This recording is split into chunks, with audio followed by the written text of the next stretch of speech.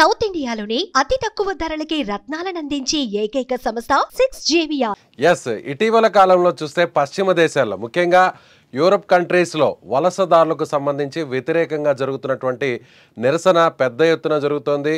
ఇప్పటికే లండన్లో బ్రిటన్ దేశంలోని యూకేలో జరిగినటువంటి నిరసన కార్యక్రమంలో లండన్ వీధుల్లోకి దాదాపుగా 1,00,000 మందికి పైగా నిరసనకారులు రావడం జరిగింది. అసలు నిజంగా అంటే అమెరికా, ఆ తర్వాత యూకే, ఆస్ట్రేలియా, జర్మనీ ఇలా వెస్ట్రన్ కంట్రీస్లో ఎందుకు ఈ స్థాయిలో ఆందోళనలు జరుగుతున్నాయి? దీనివల్ల నిజంగానే భారతదేశానికి ఏమన్నా ఇబ్బంది ఉండే అవకాశం ఉందా? భారతదేశం నుంచి ఉద్యోగాల కోసం ఈ దేశాలకు వెళ్తున్నటువంటి ప్రవాస భారతీయులకు దీనివల్ల ఎలాంటి ఇబ్బందులు ఎదుర్కొనే అవకాశం ఉంది? దీని గురించి మాట్లాడదాం. మనతో పాటు ఢిల్లీ నుంచి ఉన్నారు ప్రముఖ విశ్లేషకులు, ఆర్థిక నిపుణులు డాక్టర్ పెంటపాటి పుల్లారావు గారు. సార్ నమస్తే. నమస్కారం అండి.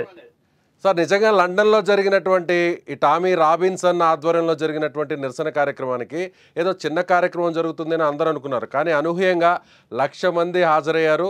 ముఖ్యంగా యూకేకి సంబంధించినటువంటి అక్కడ సాంప్రదాయాలకు అనుగుణంగానే ఇదంతా జరుగుతుంది. సాంప్రదాయాలను కాపాడాలి, అక్కడ ఉన్నటువంటి పద్ధతులను కాపాడాలి అనేటువంటి కార్యక్రమాన్ని స్టార్ట్ చేశారు. కానీ దానికి భిన్నంగా ఇప్పుడు వలసదారులకు వ్యతిరేకంగా వలసదారులకు సంబంధించినటువంటి అభిప్రాయాల మీద ఈ ఆందోళన జరిగిందని అనుకుంటున్నారు. ఏమంటారు? అది కొత్తగా కాదు. బ్రిటన్ 7 కోట్ల మంది జనాభా, దాంట్లో 1 కోటి మంది ఇతర దేశాల నుంచి వచ్చారు, ఇంకా ఎక్కువ వచ్చారు. మొత్తం కీ పొజిషన్స్ అందరూ వాళ్ళు తీసేసుకున్నారు. 650 మంది ఎంపీలు ఉన్నారు. 50 మందా 70 మందా వీళ్ళు కంట్రోల్ చేసేది ఇంకో 100 మంది. అక్కడ కూడా వాళ్ళు ఇమిగ్రెంట్స్, తెల్ల ఇమిగ్రెంట్స్ మీద ఏం కోపం లేదు. యూరోప్ నుంచి చాలా మంది వచ్చేసారు ఇంగ్లాండ్.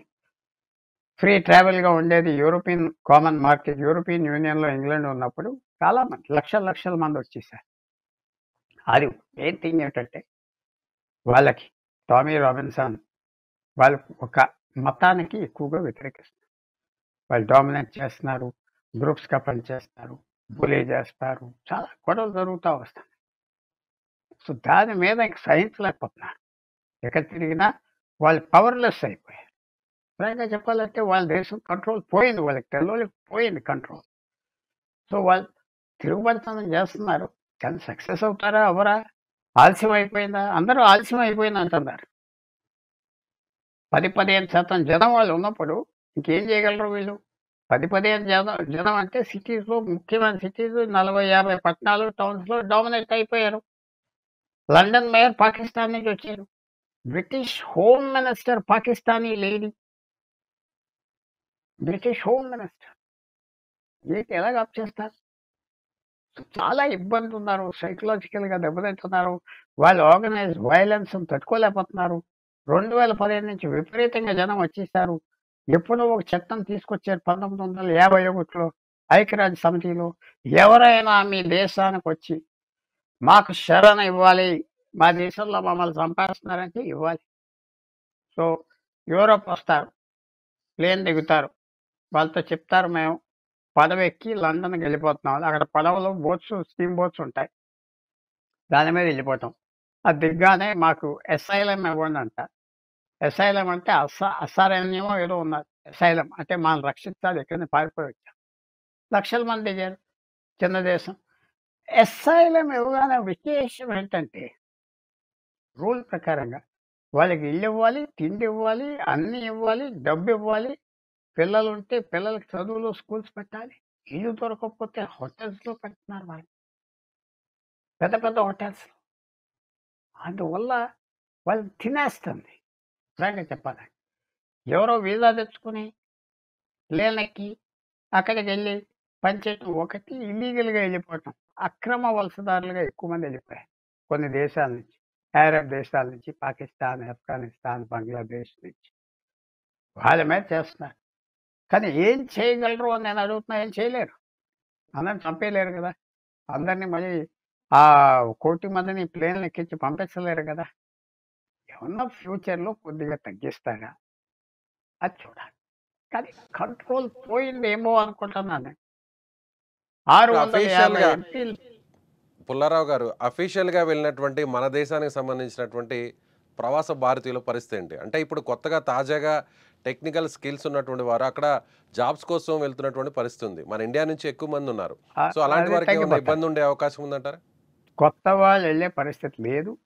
రీసెంట్గా వెళ్ళిన వాళ్ళు చదువుకున్న వాళ్ళకి తిరిగి పంపించేస్తారు. చదువు అయిపోగానే చాలా వరకు ఇప్పుడు స్పెషలిస్ట్ చదువు ఉంటే ఉంచుతారు. తప్పకుండా ఇప్పుడు వెళ్ళిన వాళ్ళు ఉంటారు. అంతేగాని కొత్తగా వెళ్ళే వాళ్ళకి వాళ్ళు బంద్ చేస్తారు. తప్పదు వాళ్ళకి బంద్ చేస్తారు కొత్తగా వెళ్ళే వాళ్ళకి. పాత వాళ్ళకి కొంతమంది 2-3 సంవత్సరాల క్రితం వెళ్ళిన వాళ్ళు కూడా తగ్గిపోతారు. చదువుకుంటానికి కదా వెళ్ళి అక్కడ సెటిల్ అయిన వాళ్ళు చాలా మంది ఉన్నారు. చాలా పెద్ద పొజిషన్స్కి వచ్చారు. మన ఎవరో తెలుగువాడు 15 సంవత్సరాల క్రితం వెళ్ళాడు. అక్కడ డిప్యూటీ మేయర్ అవ్వాడు. లండన్లో డిప్యూటీ మేయర్ ఒక చిన్న సెక్షన్కి చెల్సీకి అవ్వాడు. మనం ఏదో ఆంధ్ర కింద తిరిగేది అంతా తెలంగాణ బాగా తిరిగాడు. గౌరవంగా చూశారు అందరూ. 20 సంవత్సరాల క్రితం వెళ్ళాడు. పెద్ద స్నేహాలు చేసుకున్నాడు. వాళ్ళు చాలా మంది ఉన్నారు. మనం ఉత్సాహపడదాం, మెచ్చుకుందాం. కానీ కొత్తగా వెళ్ళి దిగటానికి కష్టం. అది ఆప్ చేస్తాం. మనం కూడా అర్థం చేసుకోవాలి కదా. బంగ్లాదేశ్ వచ్చిన వాళ్ళు మనం పంపించేయాలని చూస్తున్నావా లేదా? మీరే చెప్పండి. Yes or no? అవును, రోహింగ్యాల విషయంలో అలాగే నిర్ణయం ఉంది. రోహింగ్యాల బంగ్లాదేశ్ విషయంలో విషయంలో ఆ కూడా గోడ దూకేసి అస్సాంలో పూర్తిగా వెస్ట్ బెంగాల్లో పూర్తిగా బీహార్లో పూర్తిగా వాళ్ళు వచ్చేసి కూర్చొని అడవిలు నరికేసి మమ్మల్ని ఎవరేం చేస్తారు నా ఎమ్మెల్యేల సలహాతో ఆఫీసర్ కరప్ట్ ఆఫీసర్తో పట్టాలు సంపాదించి 2-3 కోట్ల మంది 4 కోట్ల మంది కూర్చున్నారు. మనం బాధపడలేదా?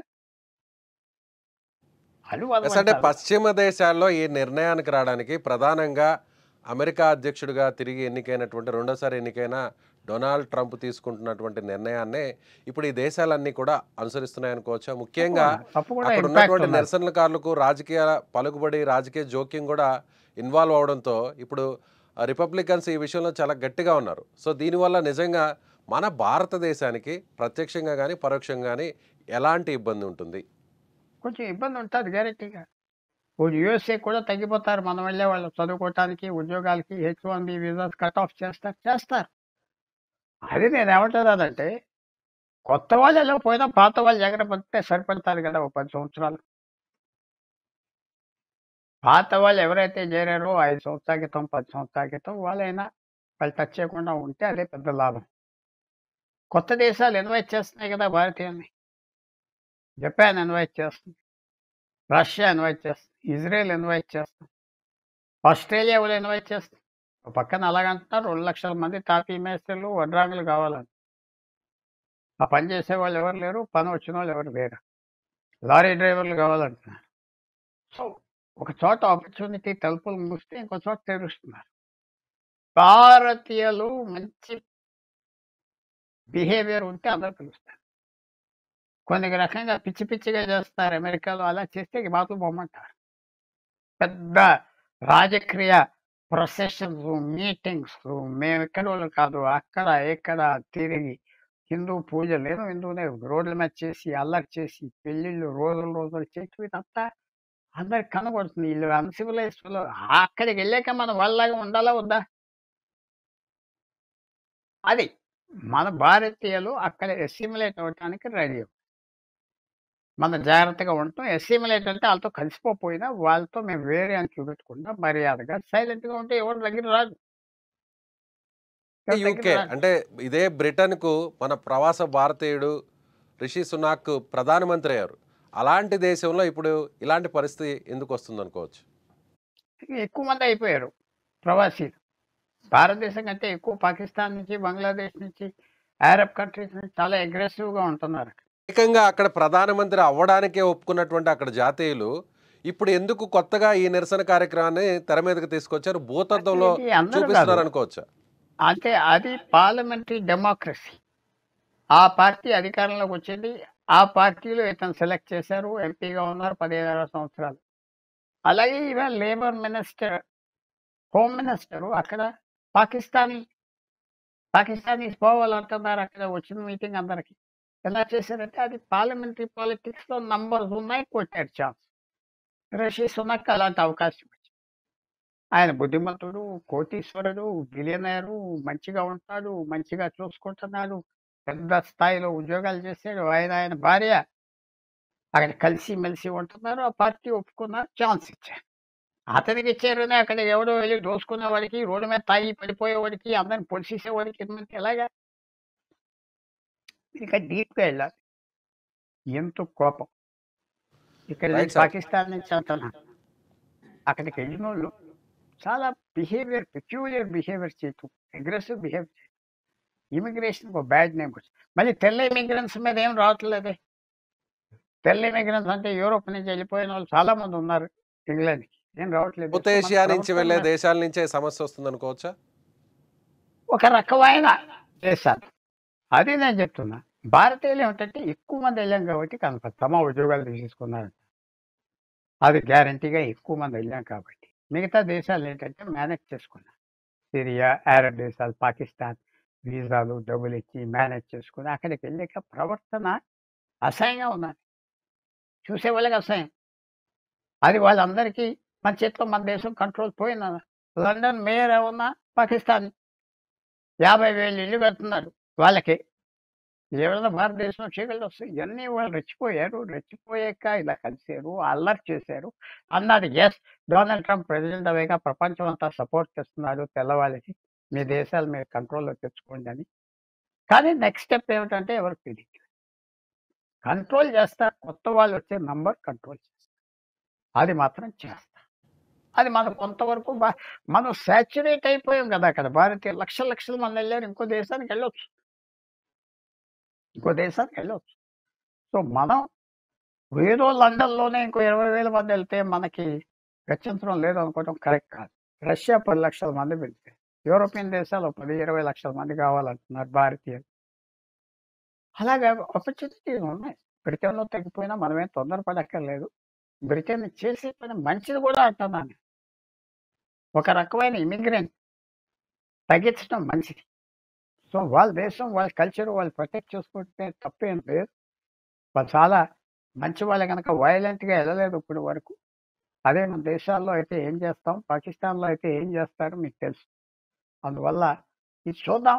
భారతదేశానికి అంత నెగెటివ్ ఇంపాక్ట్ కొద్దిగా కనపడుతుంది. కానీ ఆల్రెడీ లక్షల, లక్షల, లక్షల మంది ఉన్నారు. అక్కడ సెటిల్ అయిపోయారు. వాళ్ళకేం పెద్ద ఇబ్బంది ఉండదు. Right sir. Thank you so much. So ఇది థ్యాంక్ యూ. ఆర్థిక నిపుణులు అలాగే విశ్లేషకులుగా ఉన్నటువంటి డాక్టర్ పెంటపాటి పుల్లారావు గారు చెప్తున్నట్టుగా ఖచ్చితంగా దీనివల్ల కొంత ఇబ్బందికర పరిస్థితులు ఉంటాయి. అయితే భారతదేశం నుంచి వెళ్ళినటువంటి వారందరూ కూడా లక్షల సంఖ్యలో ఉన్నారు. సో ఎప్పుడో ఎన్నో సంవత్సరాల కిందట వెళ్ళి అక్కడ స్థిరపడినటువంటి వారికి ఎలాంటి ఇబ్బందులు ఉండే అవకాశం లేదు. అయితే ఇప్పుడు కొత్తగా ఉద్యోగ అవకాశాల కోసం ఈ దేశానికి వెళ్ళేటువంటి వారికి కొన్ని ఇబ్బందులు తప్పు అంటున్నారు. ముఖ్యంగా దక్షిణ ఆసియా ఖండంలో ఉన్నటువంటి అనేక దేశాల వల్ల ముఖ్యంగా పాకిస్తాన్, ఆఫ్ఘనిస్తాన్ లాంటి దేశాల్లో పౌరులు అక్కడికి వెళ్ళిన తర్వాత చేస్తున్నటువంటి వికృత చేష్టల వల్ల ఇప్పుడు అక్కడ ఉన్నటువంటి జాతీయులందరూ కూడా ఇప్పుడు తిరుగుబాటు చేసే ప్రయత్నం చేస్తున్నారని ఆయన చెప్తున్నారు. Thank you so much.